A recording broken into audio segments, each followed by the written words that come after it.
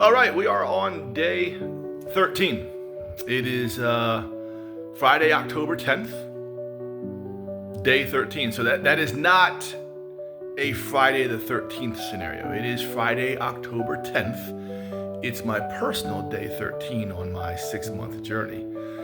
13 days in a row sounds pretty good, but man, when you pair that up with the fact that it's going to be a 6-month journey, it's not even close, right? So remember, this whole thing is going to be 182 days. But hey, day 13, it's okay to celebrate small accomplishments. Got my Good Counsel high school sweatshirt on. We're going to a football game tonight. They're actually playing, Good Counsel is the high school that my kids went to, and they're playing the high school that I went to, that I played football for. And you want to hear the craziest thing? I'm 57 years old, coming up on 58. My coach from back when I played for DeMatha, the school's called DeMatha Catholic. It's in Hyattsville, Maryland. They usually have, their football team is almost always ranked in the top 20 in the nation. Right now, I think they're number 12 in the country. Basketball team is usually a top 10 team in the country. They've been national champions a few times, many times, as a matter of fact. Anyways, my football coach from 1982, 83, 84, 85, he's still their coach today. It is incredibly nostalgic for me to go see a DeMatha game and see them wearing the same uniforms I used to wear. And my coach is still there. It's absolutely nostalgic as hell. I love it. I do sit on the Good Counsel side because my family sits on that side. That's where my daughter went. That's where my son went. But if I ever go to DeMatha games by myself, I wear a DeMatha shirt and I sit on the DeMatha side. Okay, so yes, I'll be sitting on the on the Good Counsel side with all my Good Counsel family and friends. But secretly, I'm rooting for DeMatha, just between you and I. Okay. Anyways, listen, I thought what I would do today on this video is I have threatened to show you my reading, my little library that I have every now and then. So let me kind of stand up and show you. I'm in my living room, and I use my living room sort of as my library. So there's kind of our cabinet back there. That's just a display cabinet. We just put cute little things on there and memory type things and pictures. And so here's the actual living room as I'm scanning around here, and I'll show you kind of how I turn this into my library. We don't, like most people, we don't use our living room to just go sit in it. I remember growing up in the 70s and 80s, whenever my parents had people over, they would go sit in the living room, and that's where they would talk and, I don't know, do grown-up things, right? Now nobody does that, obviously. In fact, you hear so many people say, I don't even know why my house has a living room. We never go into it. Well, kind of in line with the idea of structuring your entire life the way you want to. Yeah, we have a living room, and I get it. Most people don't use their living rooms, but we do. I sit in my living room almost every single day. And so I turned it into my reading room. Yes, it's a living room in terms of how the house is set up, but I've called it my reading room. And so let me turn the camera around. I can show you kind of my books and how I stack them up, and I'll kind of tell you a little bit about how I go through my reading and where do I get my books from, where do the ideas come from. So let me show you that, because it's a little weird, it's a little quirky, it's kind of my style, which is always usually a weird and quirky. So I'm gonna turn the camera around here in a second. I'm gonna show you how I set up my reading. Stand by 1 second.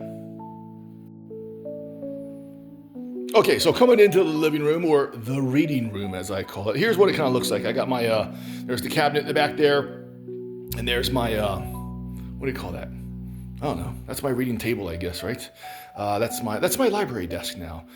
Coffee table, I guess is what it is, right? And there's my my reading center. That's where I sit and read, okay?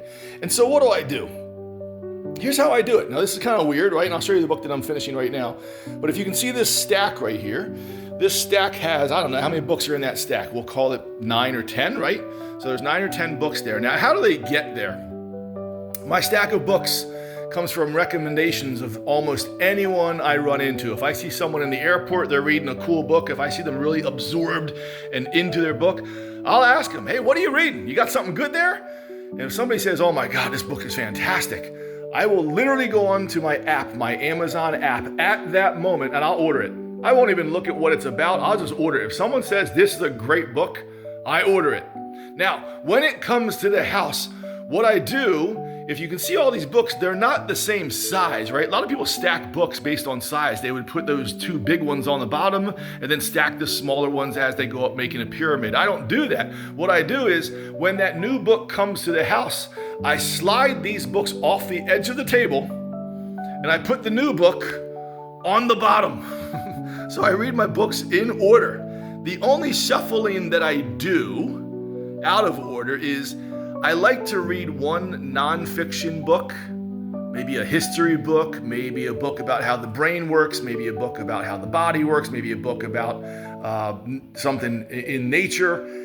So I read one nonfiction and then I read a fiction, like a novel book. So I'll alternate nonfiction, fiction, nonfiction, fiction. But I do put all new books on the bottom. So sometimes if I don't have enough nonfictions and fictions to make that mix, to blend them one by one, I might read 2 or 3 nonfictions in a row. I might read 2 or 3 fictions in a row. So it just depends. I try to mix them one by one, fiction and nonfiction, but if I can't, then I just stack up. The newest one goes on the bottom and I just pull the next one off the top. So my next book I'll be reading, I forget who recommended this to me, but my next book is A Voyage Long and Strange. So that'll be a cool book. I heard good things about that. Now, what am I doing right now? I'm finishing this book. This is actually my niece who wrote this book. It's called My Invisible Death. It is by Laura Gallagher. You should go out and get this book. Laura unfortunately suffered a traumatic brain injury. She was a fabulous, fabulous soccer player in her youth. Really good soccer player. And she unfortunately got tackled a couple times and got some traumatic brain injuries out of it. And she's been dealing with it for the rest of her life. She's, I think, coming up on 30 years old now. And it has consumed her. And for a while, it consumed her emotionally. And she battled back. And she has turned that into sort of a mission in life of helping other people who are dealing with traumatic brain injuries. And she's doing really, really well right now. The book is fantastic. Here's what I'd say about the book. I think everyone should read this. If you ever go to a doctor and you're not sure that their recommendation or their protocol is correct for you, it's probably not. Follow your gut, right? So her book is like, hey, I've been to so many experts in the field of whatever her issue is at that time, whatever she's going to that doctor for. She's gone to so many doctors that are supposedly professionals and world-class experts in certain areas, and they're just not always right in their direction and what they want to do with her. The medications that when they give her, it doesn't always work, and sometimes their bedside manner is terrible, right? So she's kind of writing a book saying, hey, just be your own medical advocate for yourself, right? As well as she's just giving her life story and talking about how the deep darkness took over for a while and how she's come out of it now to help other people. It is a fabulous story of revival. It's a fabulous story of survival. And it's also a fabulous story about being an advocate for yourself. So great book. It's called My Invisible Death.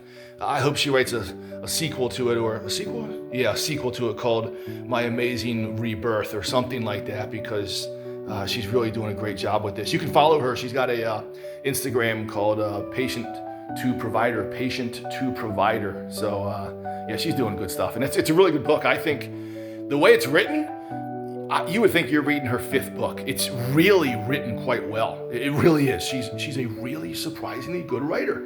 Now, I've written a book myself, so I can say surprisingly good writer because I'm not that good of a writer. I thought I was. No, she's fantastic. It's really written quite well. So anyways, that's what I'm finishing right now. I should be finished that book this weekend, and then we'll be jumping into this guy, okay? So there you go. There's my library.